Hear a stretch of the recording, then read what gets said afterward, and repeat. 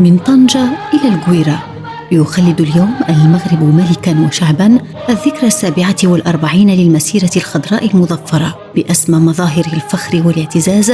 نخلد نحن المغاربة في 6 نوفمبر من كل سنة هذه الملحمة الساطعة في مسار الكفاح الوطني من أجل استكمال الاستقلال وتحقيق الوحدة الترابية للمملكة الشريفة. ويعتبر تخليد هذا الحدث التاريخي الفريد لحظة قوية لاستحضار أمجاد هذه المحطة التاريخية غير المسبوقة عالميا، والتي ترسخت في الذاكرة الحية للمغرب وللمغاربة داخل الوطن وخارجه. هي مسيرة خضراء سلمية أبدعتها عبقرية الملك الراحل المغفور له بإذن الله الحسن الثاني. شعبي العزيز، غدا إن شاء الله ستخترق الحدود،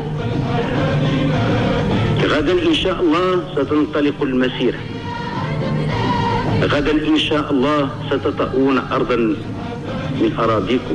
انطلقت فيها جماهير المتطوعين من كل شرائح المجتمع المغربي عام 1975 نحو الأقاليم الجنوبية لتحريرها من براثن الاستعمار الإسباني، لترسم أروع صور التلاحم بين الملك والشعب من أجل استكمال الاستقلال الوطني وتحقيق الوحدة الترابية.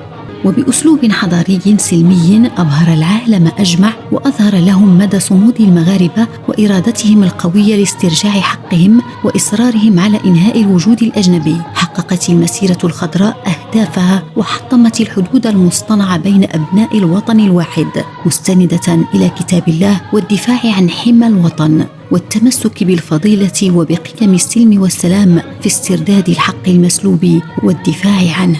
أمام الحشود الغفيرة المسلحة بالمصحف الكريم والعلم الوطني فقط، لم تجد سلطات الاحتلال الإسباني أمامها سبيلا إلا الرضوخ لإرادة الوطن والشعب الذي رفع العلم الوطني في سماء مدينة العيون في 28 من فبراير من عام 1976 إذانا بانتهاء فترة الاحتلال والوجود الأجنبي بربوع الصحراء المغربية، ليليها استرجاع إقليم وادي الذهب في 14 من أغسطس من عام 1979.